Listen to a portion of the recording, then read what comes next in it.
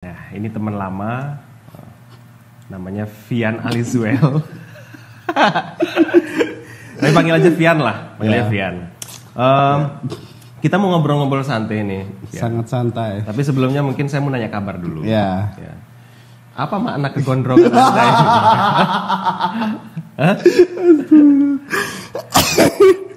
Kayaknya nih podcast paling kacau di audisi dia. Gak apa-apa. Ini kalau sama seniman itu memang harus gini kalau sama seniman. Oke. Apa makna kegondrongan ya? Jadi sebenarnya apa ya? Simpelnya nggak pernah ngomong ini di mana-mana ini. Ya simpelnya sih kayak apa ya? Ya satu-satunya tubuh saya yang bisa bebas saat ini mungkin rambut aja sih. Berarti pikiran mencoba mengikuti filsafat. Kalau pikiran nggak bebas nih berarti?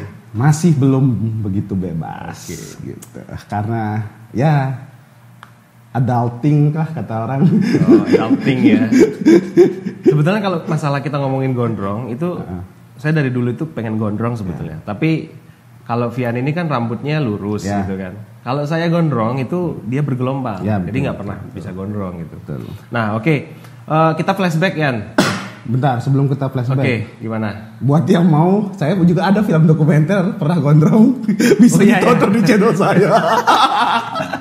Nah, itu salah satu ya. Bagaimana memaknai kegondrongan tuh. Anda bisa tonton di dokumenter saya. Nanti di deskripsi lah ya. Ya, teman-teman audisi juga. Mungkin kalau episode sebelumnya di bawah video ini itu kita ngomong serius ya. Iya, oke. Ngomongin tentang ini santai aja lah ya. Agama tentang itu ya. Tapi hari ini kita ngomong sama seniman, jadi ya kita akan bicarakan topik-topik yang nyeni gitu kan. Tapi sebetulnya di audisi yang audio ya di Spotify itu saya pernah sama dosen isi juga. Seni rupa gitu kan. Ya macam-macam kayak gini lah ininya obrolannya gitu. Kalau sama seniman itu kan kita harus lepas gitu kan. Meskipun saya udah konsep di sini tapi itu kayaknya agak sedikit nggak kepake ya. Yang mau saya ulik di sini sebetulnya mau ngajak Vian untuk nostalgia dikit gitu kan. Nostalgia di awal kita sama-sama di Jogja dulu gitu kan. Kenapa dulu milih seni? Kenapa nggak apa gitu kan teknik gitu kan? Kalau teman-teman SMA kita dulu kan kebanyakan ngambil teknik, kedinasan gitu kan. Ya. Kenapa? Nah, ngomong-ngomong soal kedinasan, saya pernah mempersiapkan diri juga buat kedinasan, Pak. Oke, cerita coba. Makanya dulu Bapak lihat manusia ini yang selalu pakai jaket Barcelona. Oh iya. Lari sore. Itu jadi, kan Bapak kenal saya dari situ kan, jaket Barcelona kan. Dulu ini Vian kita itu dulu satu SMA. Satu SMA, tapi di bawahku 1 tahun ya. Jadi aku kelas 3, dia kelas 2 gitu kan. Terus dulu di parkiran itu sering banget pakai jaket Barcelona gitu. Dan badannya dulu masih bagus. Tidak gitu sebesar ini. Jadi sempat di parkiran dulu, bagus jaketmu. Nah, itu pertemuan pertama kita ya.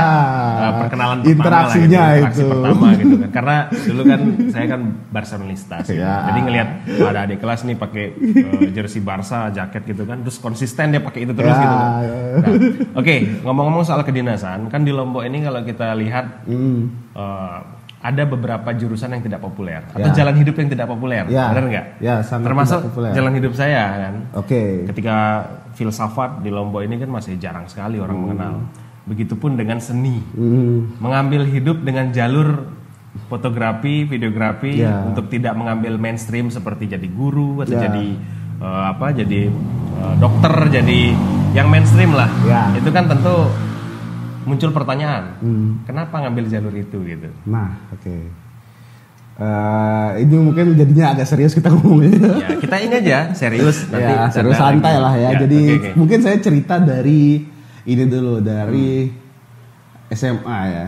Jadi di SMA dulu sempat bikin komunitas yang sudah mungkin jalan sampai sekarang sih ya. Jadi komunitas fotografi, videografi gitu. Yang pada akhirnya ya udah, akhirnya dari sana ilmu itu perlahan-lahan masuk dengan nyaman gitu. Jadi kadang kan ada orang yang suka belajar matematika, ada orang yang suka IPA segala macam gitu kan, suka suka itu berarti kan kita nyaman menerimanya kan, gitu. Nah mungkin pada saat itu adalah ilmu yang paling nyaman saya terima pada saat itu adalah ilmu fotografi. Nah bertemulah saya sama Babe ini kemudian. Sama siapa? Babe ini. Oh sama Babe bukan sembarang Babe. Ya, beliau itu senior kita. Ya beliau bukan sembarang beliau. Dan ada di audisi ngomongin Anda. Iya. Beliau ini. Nah bertemulah sama beliau ini. Jadi dulu juga ternyata beliau itu struggle-nya adalah dia tidak menerima kalau sebenarnya dia jiwanya memang di sana. Atau berusaha menerima tapi pada akhirnya kendalanya adalah kondisi pada saat itu yang dimana dia memang sudah kuliah teknik. Nah syukurnya saya menemukan dia gitu, akhirnya anggaplah ilmunya itu masuk secara perlahan dan tanpa saya sadari memang saya juga suka hal itu. Ternyata setelah dikulik-kulik dari kecil itu saya memang suka nonton. Jadi dulu zaman kecil itu ada sewa VCD. Oh ya. Sewa penyewaan. Kamu ingat gak di Pejanggi itu? Ya banyak. Ada satu dulu kan? Ya banyak. Jadi ada dua jenis VCD sama DVD. Kalau sudah DVD wah sudah bagus. Tapi dulu saya punya VCD. Jadi nyewanya VCD terus. Tontonan saya itu semuanya itu kartun. Popeye, Mickey Mouse, Disney segala macam itu nonton terus. Tom and Jerry. Ultraman nggak Ultraman? Nonton. Ultraman kan dulu banyak juga penyewaannya kan? Hidup saya itu nonton dulu pas kecil. Asli nonton. Entah pada saat kemudian SMA, dari SMA enggak dari SMA sih. Mulai megang kamera itu, pertama kali megang kamera itu kelas 5 SD. 5 SD. Itu kamera digital atau apa? Kamera pocket digital. Oh, pocket itu kan. Nah, itu tahu saya nyuri. Punya siapa? Punya jadi orang tua. Bukan punya orang tua. Jadi punya kantor bapak. Oke. Tidak pernah dikembalikan, saya ambil. Oke. Kemudian dulu itu ya. Nah, itu pertama kali saya ingat saya nabung untuk membeli sesuatu. Oke. Yang saya beli adalah kartu memory card.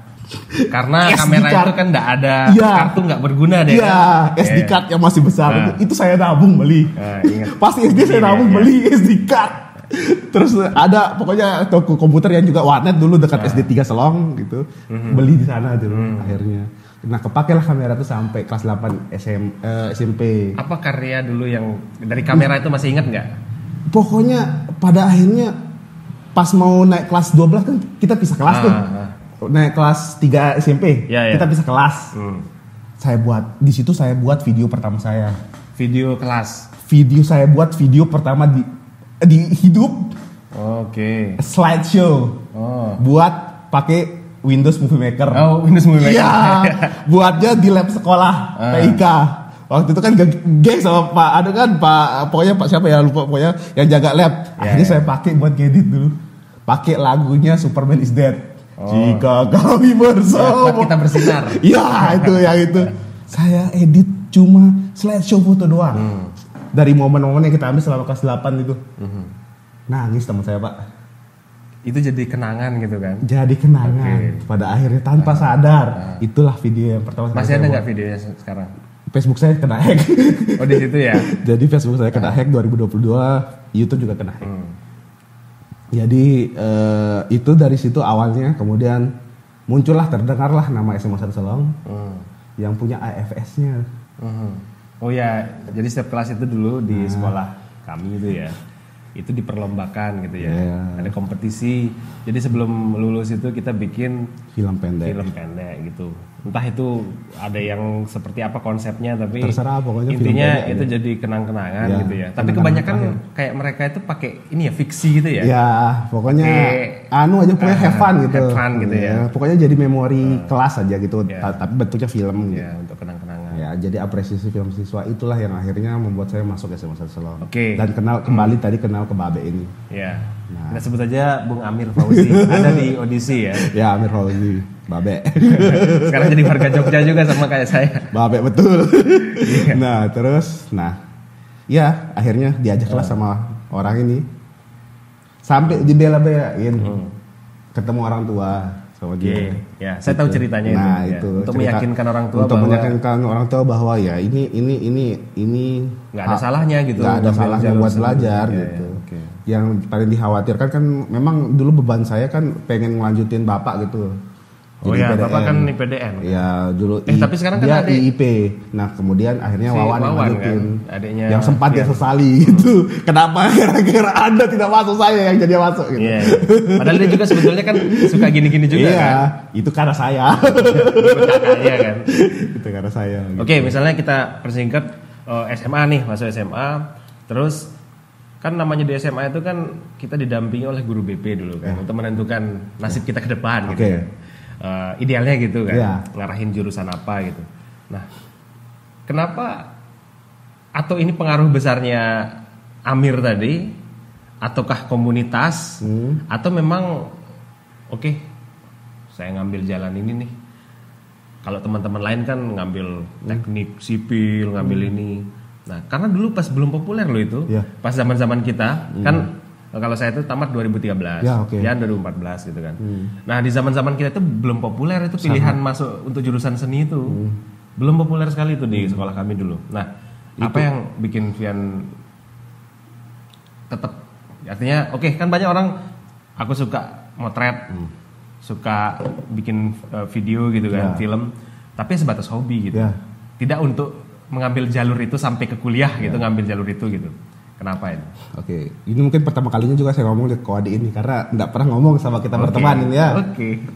Mungkin terdengar naif ini ya, terdengar tidak masuk akal lah. Tapi menurut saya alasan utamanya adalah saya pengen mendalami ilmu ini. Cumanya saya nggak mikirin nanti kerja gimana. Saya nggak mikirin setelah selesai jadi ini mau jadi apa waktu itu. Satu-satunya yang saya pikirin, kalau saya nggak kuliah di sini, kalau saya nggak belajar di sini, apa yang mau saya pelajarin? Ya benar ini. Itu nggak terjawab, itu nggak terjawab. Makanya harus ini. Pada saat itu harus ini. Makanya saya tesnya sampai 2 kali itu. Betul. Jadi kalau anak-anak SMA memilih jurusan, itu biasanya preferensinya itu pasti setelah lulus itu mau ngapain, gitu kan? Jarang yang preferensinya gue suka nih, aku suka nih, mau dia bayangin gitu suasana kelasnya seperti apa gitu kan, terus dia ekspektasinya itu akan seneng nanti di kelas melajarin itu gitu kan. Tapi kalau Vian memang dia milih itu tentu banyak ya. Artinya kenapa saya bilang banyak ini, banyak pengaruh dari kawan kita yang satu itu gitu kan. Ya selain dari kawan satu itu, akhirnya ya mungkin pada saat itu memang saya merasa nyaman aja gitu belajar itu. Dan memang nilai yang lain itu tidak ada yang benar sudah pada saat itu. Kayak desperate-nya adalah kalau saya kuliah di sini, di mana lagi saya mau kuliah gitu. Walaupun waktu itu kita lagi daftar ulang pas ke kos Yodi, itu kan sudah diterima di Unram tuh. Tapi tetap aja berusaha. Unram lu ngambil apa? Ilmu komunikasi. Masih nyerempet. Universitas Mataram ya? Ya, itu angkatan jadi kalau saya daftar ulang di Unram, saya angkatan pertama itu. Ilkomnya. Iya, ilkomnya. Kan sekarang sebetulnya prodinya itu masih saya kenal kan. Ya. Itu ngambil dari pertanian. Iya, masih ini masih prodinya ya. Masih belum membangun lah, masih membangun ya. Oke. Kalau kita ngomongin setelah di Jogja ini ya. Kita lompat ke Jogja. Saya kan tamat 2013. Ya. Tapi ngikut kuliahnya itu 2014. Karena ada 1 tahun ini ke Jakarta dulu kan ada urusan. Dark Age. Ya Dark Age lah itu, masa-masa kegelapan gitu kan. Pernah saya di audisi pernah saya cerita itu di awal tapi di Spotify. Itu kenapa mengambil jurusan filsafat itu itu kenangan-kenangan pahit di Jakarta saya ceritakan di situ gitu. Ya. Dengerin. Intinya ke Jakarta mau mengikuti jalur Bob Marley gitu. Nah, balik ke Jogja 2014. Setelah balik ke Jogja, ketemulah di situ ada teman-teman yang juga di Jogja gitu. Ya banyak dulu kan. Banyak. Pertama kali Jogja dulu saya tuh numpang di kontrakan Nyawi dulu. Iya. Yang di Biro Brajan, ya kan. Yang masih apa namanya kontrakan lah. Iya, kontrakan itu di Biro Brajan itu masih itu gedungnya sekarang. Nah, di situ ketemu sama banyak teman-teman kan. Ada disatuin gitu. Iya. Jadi teman-teman SMA, teman-teman dari Lombok kumpul di situ. Akhirnya Amir tahu dulu kan. Odi ini di Jogja lagi nih gitu. Oke, bisa bareng lagi kan. Karena dulu SMA itu hampir dari kelas 1, 2, 3 kalau libur semester pasti di kontrakannya Amir di Mataram. Kenapa? Karena bisa bebas gitu kan. Sambil ngikut motret sama dia kan. Nah di Jogja ini ternyata ada lagi satu nih. Katanya Amir dulu. Siapa men? Vian. Ingat ke Vian katanya? Ingat nggak sama Vian? Oh ya Vian Barcelona gitu kan. Vian Alizwell kan dulu sudah pakai tagline itu kan. Nanti kita singgung lagi Alizwell kenapa. Jadi kalau di Lombok itu Vian tuh ya Vian mana? Vian Alizwell. Orang nyebut. Nggak tahu sekarang itu masih nggak? Masih nggak itu brand itu masih nggak itu kan? Kalau dulu memang gitu. Jadi oke, masih ingat gitu kan. Oke, ini si Vian nih mau ke Jogja nih daftar ulang diisi gitu kan. Terus kan saya tuh udah di Jogja kan, udah ngekos di daerah Pogung, Pandega-Marta, Jalan Pandega-Marta. Akhirnya dia datang ke kos, terus saya masih ingat itu. Saya tanya kan, kuliah di Jogja atau di Lombok saya tanya. Sudah lulus di Unram katanya Vian kan. Enggak, kita buka kelulusan itu di kos Anda. Oh ya di kos saya kan. Iya, sebelum pulang. Saya nanyanya itu udah daftar di mana aja. Terus saya sempat bilang gini dulu, udah di Jogja aja. Ngapain di Lombok gitu kan. Kita di Jogja aja gitu kan. Akhirnya singkat cerita bener masuk daftar ulang. Itu saya nganter ente dulu daftar ulang kan, pakai Scorpio itu. Iya. Andalan Scorpio. Iya. Ada dulu motor Scorpio kan. Yang bikin lelah. Saya gengsi doang itu. Gengsi aja tuh goblok gitu ya. Itu ketololan gitu. Jogja macet, pakai motor besar, kopling lagi kan. Wah, itu pokoknya suatu ketololan gitu kan. Gitu. Nah, saya antar ke isi, daftar ulang. Akhirnya barengan lah kita bertiga nih. Udah seperti trio nih kan. Saya, Amir, sama Vian. Semester 1 inget dulu, mereka ospek nih, 2 orang ini. Saya racuni supaya bolos. Ternyata betulan bolos. Beneran bolos. Kita di Pandega-Marta itu kan, di kosan itu kan. Di kosan itu pokoknya mereka ini kampusnya kan jauh kan. Jauh banget. Di ujung selatan utara Jogja. Selatan lah pokoknya. Ya, jadi kan kalau UGM itu kan di utara gitu. Dia di ujung selatan di Sewon, arah mau ke Parangtritis. Ya. Jadi selama seminggu mereka itu kalau sudah Kemis kan, kalau Kemis itu kan sudah, kalau di Jogja itu Jumat itu kan hari terakhir kuliah kan. Nggak ada orang kuliah Sabtu kan. Ya.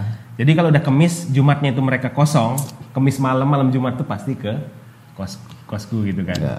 Udah kita di situ udah mengapa-ngapain. Nah, pas di situ Vian ini sudah punya kamera dulu kan. Ya. Kamera itu kayaknya kita COD dulu ya. Kita COD di Jogja, bertiga COD. Iya, bertiga kan. Akhirnya punya kamera. Aku ingat itu di Jalan Prof Yohanes. Yes. Ya kan? Yang di belakang Galeria. Kan saya pakar COD. Iya dong. Kan ada yang cari kan itu juga. Dari zaman Kaskus kan udah dari SMA itu. Saya tuh udah kenal itu sama OLX kan. itu loh. Ya, OLX sebelum OLX tuh bagus. Nah, akhirnya karena saya sering COD gitu kan. Nah, Amir ngajakin gitu. Kita bertiga di Via ya. Iya, Via itu. Via kan. Beberapa bulan kemudian tutup dia itu. Ya. Gara-gara kita kayak COD, deal, dapatlah kamera dulu. Canon apa itu ya? 60D. Ya. Setelah ada kamera itu, wah, di situ saya ngeliat Vian udah mulai bikin video itu. Sampai dulu kita eksperimen ya, bikin celoteh babe namanya. Nggak dikasih istirahat pokoknya kamera. Ya, pokoknya nggak boleh istirahat. Bikin pokoknya ide-idenya Vian. Dulu itu belum banyak loh di YouTube orang bikin vlog gitu ya, belum banyak. Nah, Vian itu sudah eksperimen, inget itu dari dulu bikin apa, kayak konsep apa itu saya ikutin betul gitu ya. Terus kita bikin coloteh babe itu talentnya itu saya sama Amir, kita ngobrol random gitulah. Tapi sekarang saya udah kehapus ya. Saya yang kehapus, YouTube saya yang hilang. Ya, YouTube hilang. Nah, terus ini Yan, cerita coba sedikit. Pas kita bikin celoteh babe itu ya. Okay. Itu kan no script. Pas hujan, no script gitu kan. Nah, dulu pas bikin vlog ini itu sebetulnya ide dari mana ya? Itu emang ide sendiri, bikin sendiri atau memang ngambil dari kayak dulu YouTuber siapa sih yang udah bikin vlog kayak gitu? Nggak ada kan? Nggak ada bro. Nggak ada bro. Nah, itu kan saya aja tuh kenal istilah vlog itu dari dia sebetulnya. Vlog gitu. Nah, coba cerita sedikit ya. Celoteh babeknya ini. Iya. Ada sih kayaknya masih di celoteh babek di channel Magiku ya. Kalian bisa lihat Magiku Video Kreatif. Masih ada di sana. nggak tahu sih kita mau masukkannya kategori apa ya. Mungkin kategorinya hiburan lah. Iya. Cuman gini, waktu itu di tahun 2014 itu kita masih belum mengenal kata gabut. Belum itu ya? Belum mengenal apa sih. Kan istilah baru aja semua ini kata-kata ini. Kita nggak tahu, tapi yang jelas pada saat itu kita gabut itu. Niatnya mau nongkrong. Tapi nggak bisa karena hujan. Ya karena hujan. Iya. Kemudian mulailah dua orang ini, Odi sama Amir ini melakukan sesuatu yang berbeda gitu. Jadi awalnya dari observasi, men. Oke. Kulihat duluan. Nah, gimana kalau misalnya perspektifku ini kubagikan ke orang. Oke. Gitu awalnya. Untuk sharing lah kita awalnya kan. Iya. Jadi sekarang mungkin yang ku bisa jelasin ya. Tapi waktu itu mungkin belum bisa ku jelasin ya. Tapi maksudku waktu saat itu adalah gitu. Jadi perspektifku ini ngelihat kalian berdua itu gimana sih? Makanya selalu kameramen gitu kan. Sebut diri kameramen gitu, nggak pernah nyebut nama kameramen supaya yang penonton juga merasa dirinya jadi kameramen. Nah, usut punya itu memang ada teknisnya itu. Ada ilmu pendekatannya ada ternyata. Cuman pada akhirnya ya sudah celoteh Babeh ini unik sendiri dengan style itu. Oke, jadi penonton yang nonton itu seolah-olah dia sebagai perspektif orang pertama yang melihat fenomena itu kan. Iya, fenomena dua orang aneh ini. Gitu. Makanya dia tidak pernah muncul dulu kan. Iya. Jadi dia mendokumentasikan kita ngapa-ngapain aja, kegabutan kita pada saat itu gitu kan. Awalnya memang kegabutan, lama-lama jadi perbincangan. Nah, perbincangannya ini kita coba untuk tidak serius gitu. Ya kayak obrolan lewat tengah 12 lah kalau kata orang sekarang gitu. Sudah berubah kan obrolannya karena jam segini ini. Nah, kayak gitu waktu itu memang kita masih tidur pagi gitu. Kita nggak ada kadang dulu masih tidur pagi. Jadi sudah masa-masa ngantuk itu mulai itu ngerekam. Jadi celotehan mereka itu muncul di video itu. Terus ini kan kalau motif orang bikin video dokumenter itu kan untuk membagiin ini ya momen betul. Mengabadikan momen lah gitu kan. Nah dulu vlog ini sebetulnya itu lebih ke diary atau apa? Oke, kalau ngomongin vlog saya pengennya gitu jadi diary. Jadi mereka berdua ini manggil saya Batu dulu.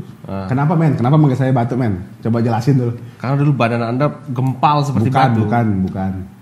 Ayo apa kira-kira? Aku lupa ya. Kenapa manggil saya Batu? Saya nggak bisa ngomong dulu. Oh iya bener. Saya nggak bisa ngomong. Kayak gini nggak bisa ngomong. Kayak batu, dia kayak batunya Patrick. Iya. Nggak bisa ngomong. Memang dulu Vian pendiam, introvert gitu ya. Asli akut. Akut.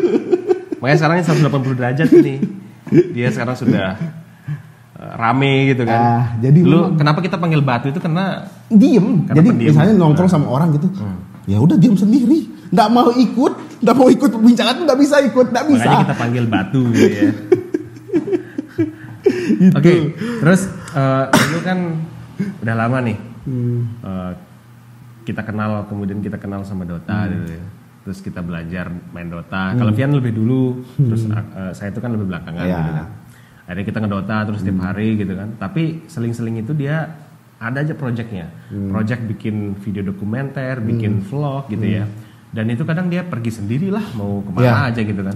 Nah mungkin kita agak sedikit ngajak teman-teman yang nonton ini. Ternyata vlog itu enggak. Saya yakin kalau orang bikin vlog itu semua itu disengaja dan ada tujuannya gitu. Betul. Contoh lah. Kenapa saya bikin podcast gitu kan? Ngapain sih podcast? Dari yang suaranya aja sampai ada video. Iya. Tapi sekarang agak sedikit serius gitu kan. Levelnya ada sedikit beda kan. Betul. Dulu kan cuma mic gitu kan. Betul. Dulu kan niatnya gini, motret nggak bisa, bikin video nggak bisa, saya kan. Terus tapi pengen ngelihat Vian. Terus terang ini aku termotivasi sama Vian sebetulnya. Terus terang. Karena mengabadikan momen tapi pakai cara yang berbeda. Betul. Mau mengabadikan momen pakai foto kan saya nggak bisa kan. Iya betul. Nah, karena background orang filsafat, jadi ya udah baca apa jadikan audio, cerita ngalor ngidul kesana kemari lewat audio terus dipublish. Jadilah itu podcast itu. Nah kalau vlog ini supaya teman-teman juga terhanyut nih obrolan kita. Karena vlog itu tuh bagian dari memaknai hidup lah. Betul, gitu kan? betul. Kalau menurut saya, kalau sekarang karena memang akses video itu jadi semakin mudah, gitu. Mungkin semakin mudah pula orang menemukan video kita, semakin mudah pula orang mengkomentari video kita. Oke. Sebenarnya itu adalah hal yang bodoh amat.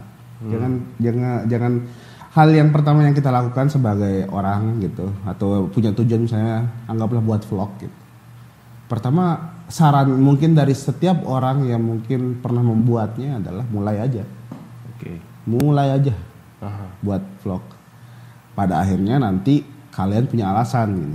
Kalau memang kalian memang belum punya background ilmu soal itu. Nah kalau saya kembali ke saya dulu, alasan saya buat vlog itu simple. Saya pengen belajar ngomong.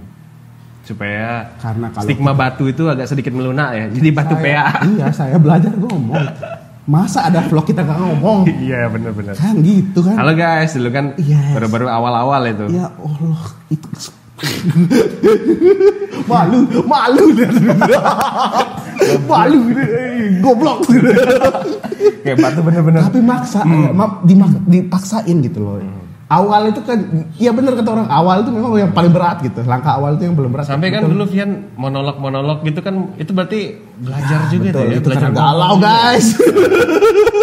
Jadi dia tuh nge-vlog gitu kan, dia monolog sekarang mau kemana. Jadi, gitu. nah makanya gitu, kalau kita belajar ya mulai aja dari alasan yang sederhana aja dulu. Dari alasan yang sederhana lama-lama muncul alasan-alasan yang mungkin lebih pada akhirnya bermakna gitu. Dan makna-makna itu mungkin bisa disinggung kalau mau lebih serius dengan ilmu-ilmu yang lain. Makanya video itu adalah sebenarnya muaranya segala ilmu menurut saya, Dik. Iya, betul. Video. Oke. Karena ini video itu sebetulnya kalau banyak cara orang untuk menceritakan ulang pengalamannya kan. Betul. Kalau yang suka nulis ya dia bikin novel, bikin tulisan gitu. Yang suka video juga bikin video. Banyak sarana medianya kan gitu kan. Nah, kalau media vlog ini gitu ya, itu sebetulnya kita diajak untuk merasakan apa yang dirasakan oleh si kreatornya kan. Yep. Kayak dulu vlog apa yang aku tahu sih sebetulnya Vian. Tapi mungkin ceritakan dikit. Vlognya Vian dulu yang sempat ditonton hampir 100 ribuan kali oleh orang tahun 2017 ya. Nah itu yang kayaknya buat video YouTube saya hilang gitu. Anda. Oke, jadi 212 guys. 212 siapa sih nggak tahu 212 kan? Jadi saya buat dokumenternya perjalanan gitu. Itu memang tergerak dari orang yang jalan itu, yang dari mana sih itu? Jalan kaki ke Monas gitu untuk acara ada itu. Dulu starting point. Nah cuma gara-gara itu. Lihat sisa uang di rekening, cocok harga tiket dulu udah ada kan. Gimana cara kita beli tiket ke kereta? Dulu sebetulnya dia ngajakin saya kan, tapi karena ada satu hal gitu. Gimana cara beli tiket kereta gitu kan. Itu coba cek di Indomaret gitu. Oke, cek. Akhirnya ada cocok. Oh iya masih Indomaret dulu. Ya, akhirnya ada yang cocok gitu. Ya udah akhirnya berangkatlah. Mau kemana? Tanya Amir. Ayo anterin sudah gitu. Tahu berangkat ke Jakarta pakai apa? Pakai apa? Jaket Dota dong. Oh iya, pakai jaket Dota. Pakai jaket Dota terus itu berarti berangkat dari stasiun Tugu ya atau Lempuyangan? Ya, dari Lempuyangan berangkatnya. Dari Lempuyangan.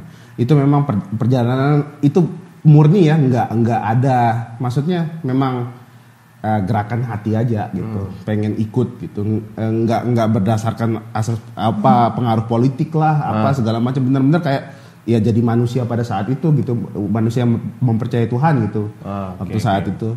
Jadi ya tergerak aja, ya udah ikut untuk hadir pada saat itu gitu, untuk akhirnya ya udah berdoa di sana. Gitu. Sholat Jumat hujan-hujanan juga di sana. Itu pertama kali saya ke Jakarta bro. Pertama kali itu ya? Pertama kali ke Jakarta. Nginep di mana itu pasti? Nginepnya di Heri waktu itu. Yang Stis ya? Ya. Di Heri waktu itu pun jalan 30 menitan dari Monas baru ketemu ojek ke sana terus. Karena memang enggak tahu itu kan belum ada, udah ada Gojek kan? Sudah ada Gojek tapi karena saking ramenya jadi enggak dapat orderan gitu. Ada yang nawarin itu sampai 80.000 coba. Enggak mungkin saya kan. Akhirnya itulah. Nah, itu akhirnya video saya pertama kali yang tembus sampai 100.000 view. 100.000 ya. Film dokumenter 2017 100.000 itu kan masih ya, apalagi film dokumenter, gitu kan. bro.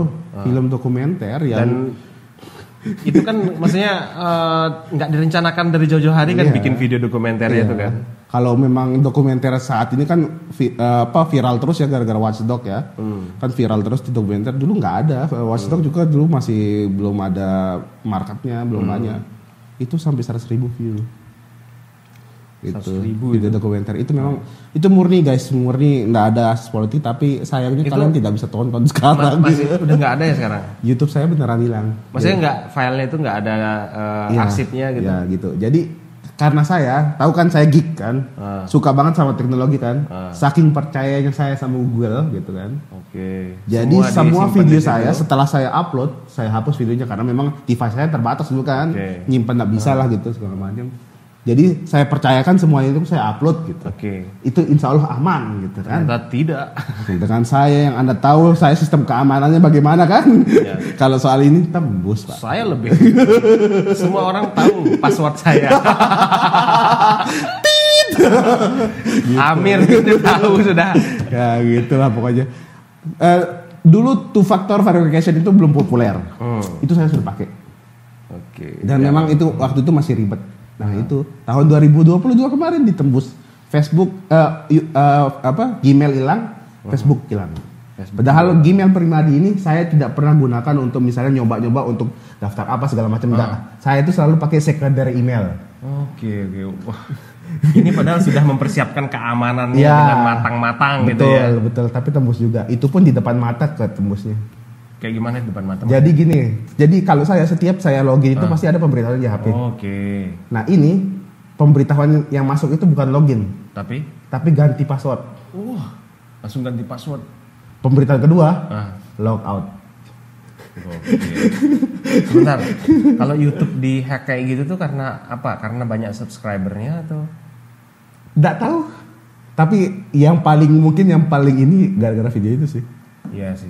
Bisa mungkin kalau kita lihat dari isi kontennya, masalahnya kalau misalnya Bitcoin segala macam itu kan biasanya YouTube-nya dipakai tuh, pakai live segala macam. Kalau ini kan buat apa? Subscriber juga maksudnya nggak sampai 1 juta gitu kan? Ini YouTube saya dihilangkan Pak. Oh pembersihan itu Pak. Hilang. Yang membersihkan. Makanya itu sudah ya. Jadi kan gitu kan. Karena itu rentetan sama pelarangan FPI kan? Kayaknya itu ya. Terus 212 menjadi satu komoditas politik gitu kan? Kena Bung Fian ini kan. Hilang. Tapi habis itu kan bikin lagi kan? Bikin lagi. Sempat saya lihat tuh game gitu ya. Learn 25 LD. Sampai sekarang masih gitu ya? Masih. Itu saya bikin tahun lalu 2022 enggak ya?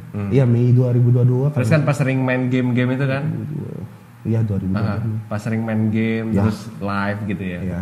Itu sudah itu di channel yang hilang tuh sudah sempat main sih. Tapi ini kalau ini sih kalau live stream sih karena impian guys. Dulu pengen punya komputer bagus kan, pengen live stream, nggak bisa. Sekarang bisa aja jadi live stream walaupun nggak ada yang nonton. Itu namanya katarsis. Ya. Jadi kita ngomongin momen katarsis ya. Kalau di psikologi itu kan ada namanya kita menemukan satu bisa disebut pelarian, satu rumah alter gitu ya. Ya, setuju. Ya setiap kita tuh punya tempat sampah. Ya. Setuju nggak? Setuju. Setiap orang itu punya sampah dan punya tempat untuk membuang sampah gitu kan. Nah, kalau Vian itu lari ke situ, sebetulnya dia dari dulu vlog itu sebetulnya itu momen katarsisnya kalau game. Mungkin dulu kan saya belum paham itu katarsis vlog. itu apa kan. Ternyata bener juga gitu. Bener, mau ada yang nonton ataupun tidak ada itu terserah lah. Yang penting tersalurkan gitu kan. Nah, terus ini mungkin akhir dari segmen ini. Kalau kita ngomongin di Lombok nih, di Lombok kan.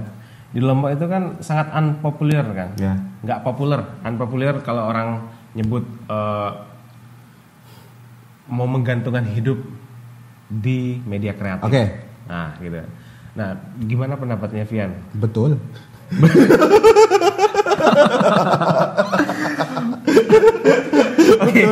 Betul. Dia sendiri yang ngomong ya.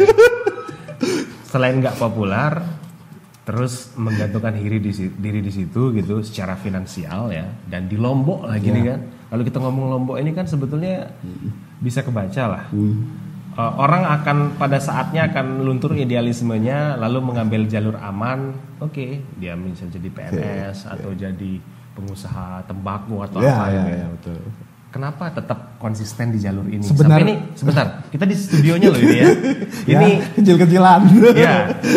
Coba bisa Oke. Jadi kalau menurut saya memang ini sebuah keresahan juga gitu. Bukan soal bagaimana saya menjalani ini ya, tapi bagaimana cara orang-orang ini memandang tentang hal ini. Gitu. Banyak orang yang mau jadi streamer, banyak orang yang mau jadi YouTuber. Iyalah. Tapi nggak tahu sebenarnya hal itu adalah hal yang menurut saya sia-sia kalau kita tidak kuliah, tidak sekolah. Itu menurut saya begitu.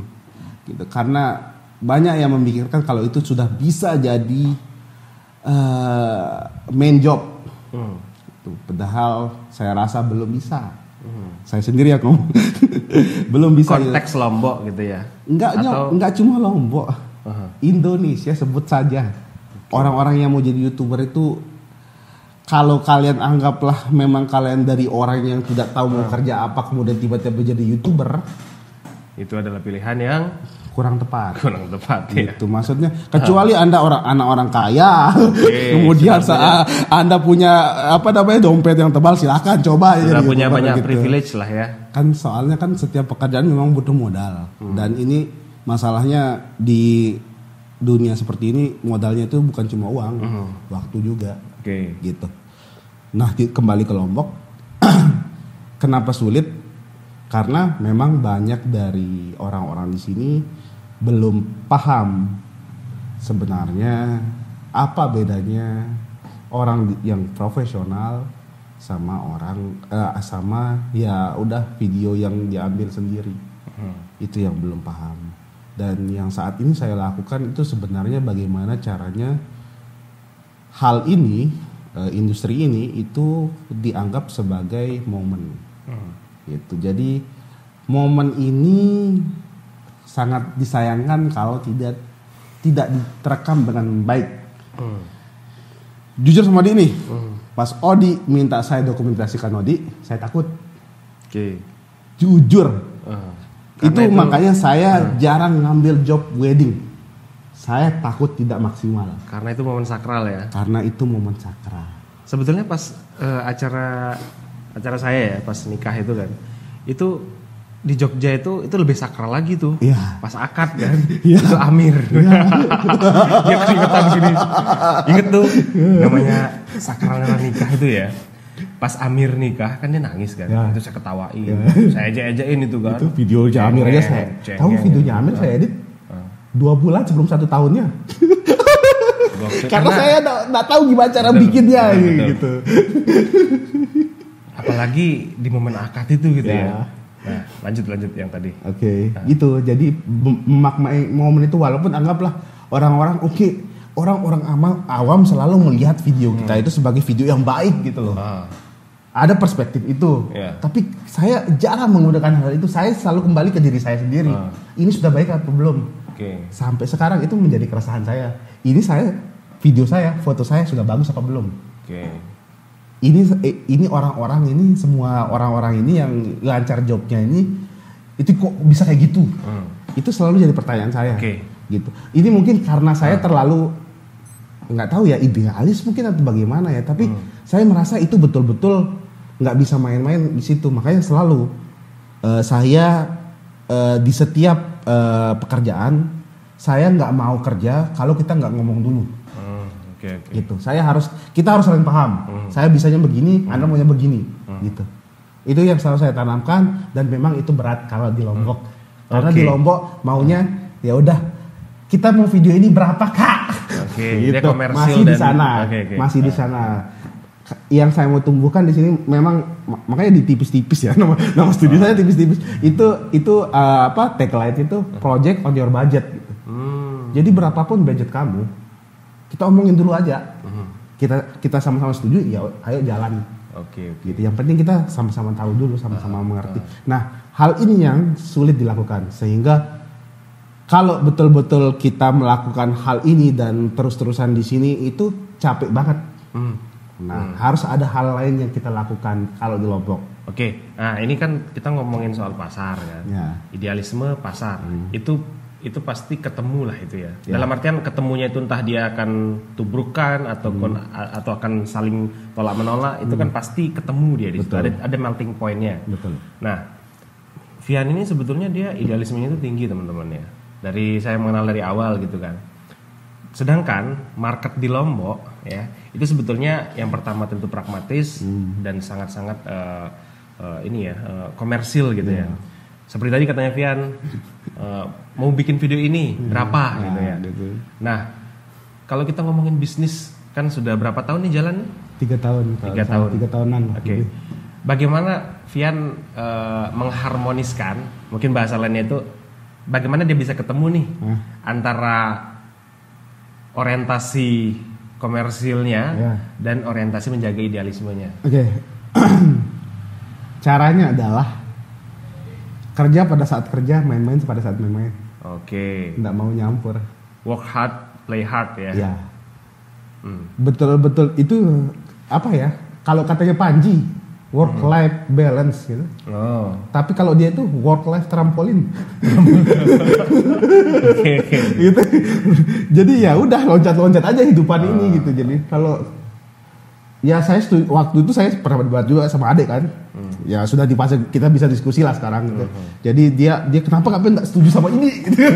Kenapa work life balance saja, karena mungkin karena betul karena idealis itu. Jadi kalau sudah kerja ya kerja banget, nggak tahu kenapa gitu. Saya nggak bisa kalau sudah pengennya main-main terus dipaksa kerja itu pasti nggak bisa gitu. Tapi pada akhirnya kita harus memaksakan diri untuk itu. Yang tadi melting point itu. Nah, di situ bagaimana ya cara saya? Ya cara saya kalau dulu sempat ya punya anggaplah tempat ngecas gitu, baterai, tempat kita meluapkan segala hal orang ini gitu kan. Iya, ngerti. Jadi kayak seminggu ketemu sehari, siap untuk seminggu selanjutnya gitu. Oke. Itu. Nah, kemudian adalah masa-masa ya betul-betul jadi sad boy banget lah gitu. Tapi tetap harus menerima. Jadi waktu itu kayak nggak peduliin diri sendiri, ya udah kerja-kerja aja gitu. Waktu itu. Kemudian sampailah di masa ayo kita beranjak gitu. Saya kembali lagi ke diri saya yang dulu.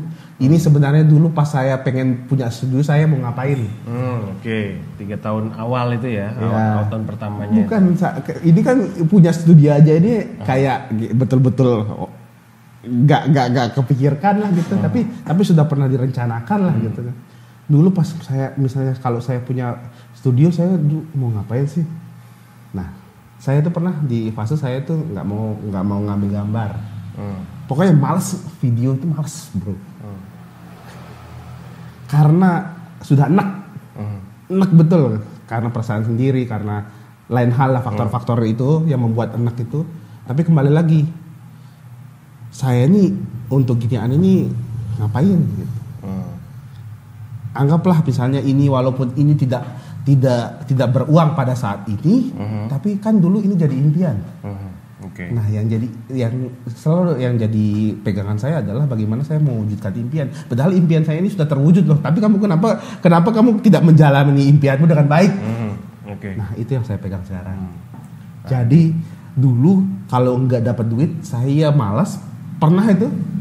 Jadi maunya cari pekerjaan aja gitu, bikin video untuk kerja aja. Untuk ngasilin duit lah. Ya, nggak kayak dulu saya pas kuliah lah. Nah, saya lagi kembali nih ke masa saya kuliah. Jadi semua saya kerjain sekarang. Oke. Benar-benar momen katarsis ya, untuk menyalurkan sampah-sampah tadi diulang jadi satu spirit baru lah gitu. Itu. Oke. Mungkin sebagai penutup ya, nanti kita akan ngobrol lagi. Tentu dengan obrolan yang berbeda ya. Kalau ini masih menguliti kulit-kulitnya gitu kan.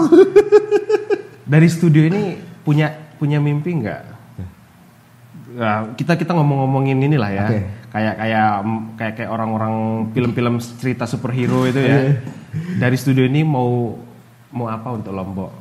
Sebenarnya bukan dari studio ya. Sebenarnya semua yang saya lakukan baik untuk teman-teman segala macam itu berasal dari diri sendiri. Sebenarnya. Nah, kalau di bidang ini satu hal yang saya paling pengenin itu adalah bikin film dengan sepenuh hati. Sekarang sudah pernah nggak bikin film dengan sepenuh hati?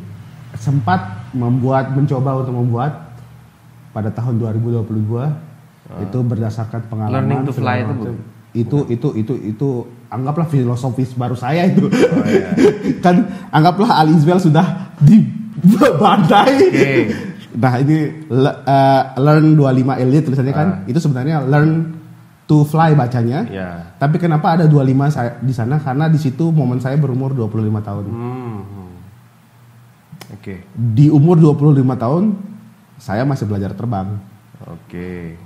Oke, paham? Oke. Walaupun saya tahu saya tidak akan bisa pernah terbang. Oke. Tapi kita cuma bisa belajar. Nah, kita bisa belajar pun masih kita sia-siakan. Oke, benar-benar. Nah, ini filosofi penutup dari Pian. Manusia nggak bisa terbang, tapi bisa. Proses itu dia bisa menuju. Banyak manusia yang mimpi terbang kan? Iya. Tapi pada logikanya nggak akan bisa. Tapi kenapa manusia itu tetap mencoba untuk terbang? Padahal sudah tahu nggak akan bisa gitu ya. Ayo. Oke, kalau di filsafat itu sebetulnya apa itu? Pak dokter. Melampaui diri. Jadi manusia itu kan sebetulnya nggak pernah selesai dengan dirinya sendiri kan. Bahkan dulu teman kita kan ada yang cita-citanya mau jadikan hiu. Ada loh. Cita-cita mau jadikan hiu, mau jadi nabi ada. Jadi manusia itu kan ini dia unlimited dia imajinasinya gitu ya. Dan dia selalu berusaha untuk menjadi pelampauan atas dirinya yang sekarang. Oke, ntar kita ketemu di segmen berikutnya kan. Bahasan yang lebih warm. Oke, thank you.